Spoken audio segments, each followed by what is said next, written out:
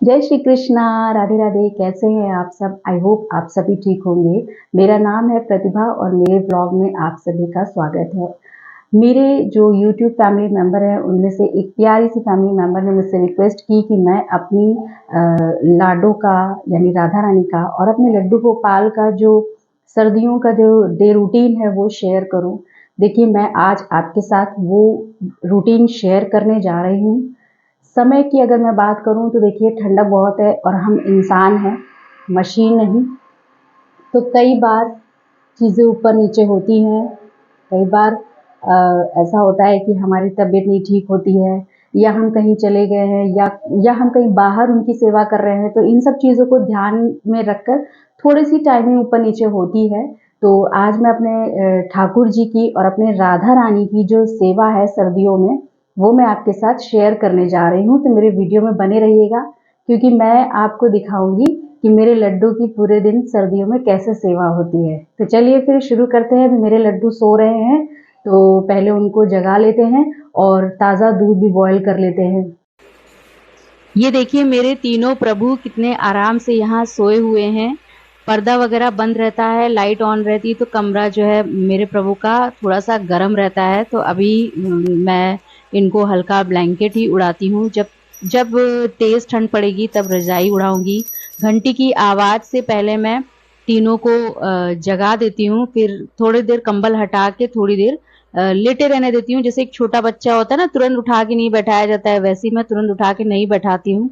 सर्दी के मौसम में मैं अपने प्रभु को 7 बजे तक जगाती हूँ, क्योंकि कभी कभी देखिए ठंडक में तो हम ही इतनी जल्दी नहीं उठ सकते हैं। दूसरा, बाल स्वरूप होने की वजह से मैं अपने ठाकुर जी को और अपनी लाडो को कभी भी ब्रह्म मुहूर्त में नहीं उठाती हूँ। अगर कोई पूजा पाठ पड़ गई, कोई ऐसी पूजा जिसकी पूजा सुबह सुबह की जाती है, तो मजबूरी में ऐसा कर देते हैं। लेकिन ज्यादातर मैं अपने प्रभु को 7 बजे तक ही उठाती हूँ। हस्बैंड अगर ऑफिस जाते हैं तो 6 बजे तक उठा देती हूँ। हस्बैंड अगर ऑफिस नहीं जाते हैं तो 7 बजे तक मेरा ये काम चलता है। मैं स्नान वगैरह करके आ जाती हूँ अपने सारे काम निपटा के, और फिर मैं अपने प्रभु को जगाती हूँ। तो ये देखिए, मेरी लाडो जाग गई हैं।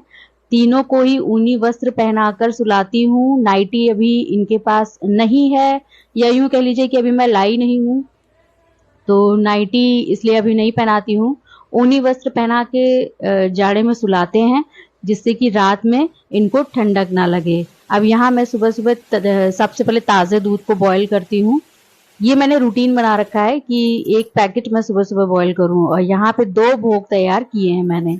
एक भोग मेरी लाडो का रहता है, एक भोग कान्हा का रहता है। कान्हा के भोग में तुलसी दल डाल देते हैं। तुलसी दल अगर नहीं होती है तो तुलसी माला को टच करके भोग पवा देते हैं। कई भक्तों में ये दुविधा होती है कि क्या 2 जगह भोग लगाना जरूरी है? तो नहीं, 2 जगह भोग लगाना जरूरी नहीं होता है। अगर आप चाहो तो सबसे पहले राधा जी को भोग अर्पित कर दीजिए, उसके बाद तुलसी दल डाल के अपने लड्डू गोपाल को आप भोग अर्पित कीजिए। तो यहाँ पर सबसे पहले मैं जो तुलसी दल वाला भोग है, अपने बाल स्वरूप कान्हा को और छोटे लाला को पिलाऊंगी। क्योंकि चम्मच से इसलिए पिला रही हूँ, क्योंकि पहले मैं क्या करती थी कि सीधे दूध रख देती थी और जल से आचमन करके पर्दा बंद कर देती थी।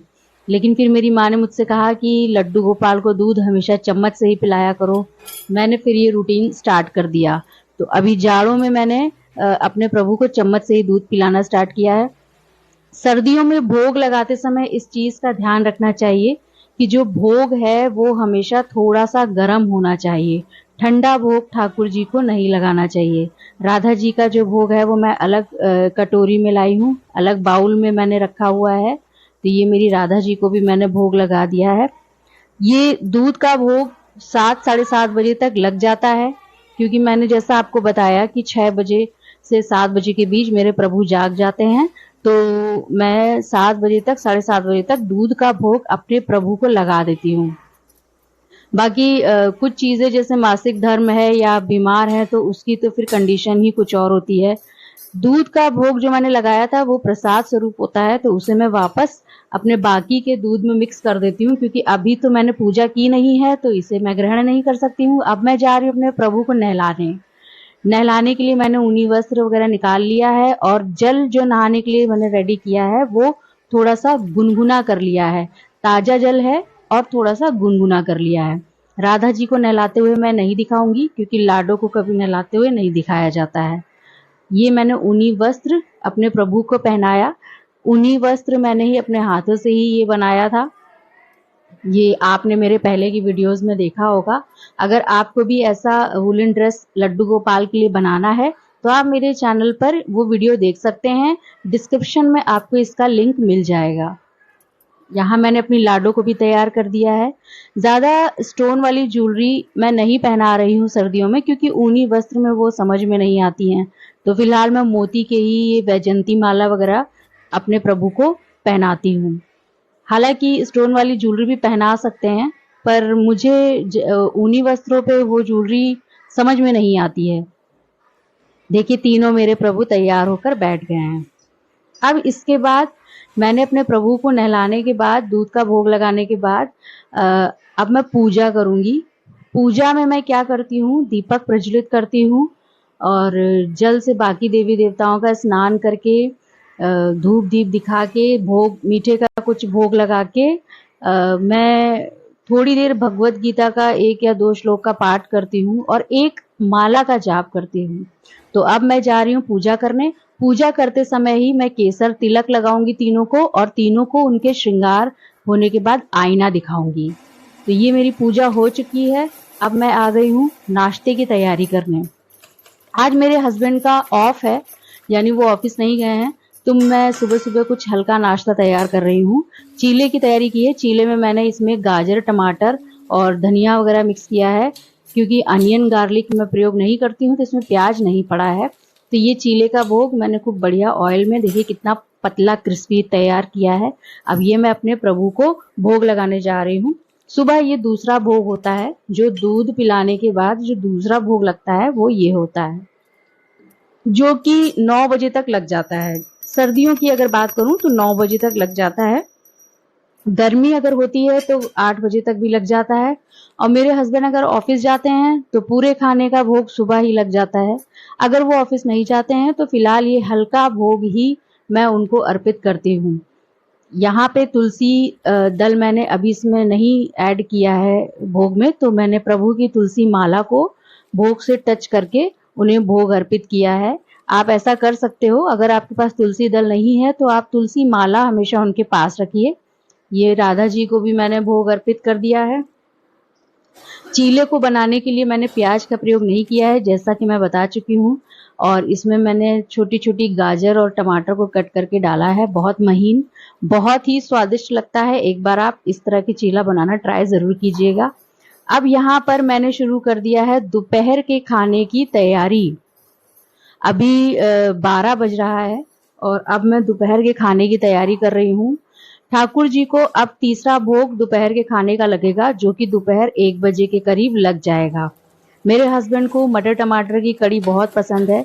ये कड़ी मैंने अपनी मदर इन लॉ से सीखी थी और मेरे हस्बैंड को ये कड़ी बहुत पसंद है। तो आज उनकी फरमाइश है कि मैं ये कड़ी बनाऊं, और ये कड़ी चावल के साथ अच्छी लगती है, तो इसलिए मैं ये कड़ी आज बना रही हूँ। और इसके साथ मैंने चावल भी चढ़ा दिया है। इसकी रेसिपी मैं आपके साथ अलग से शेयर करूंगी, आप देख सकते हैं।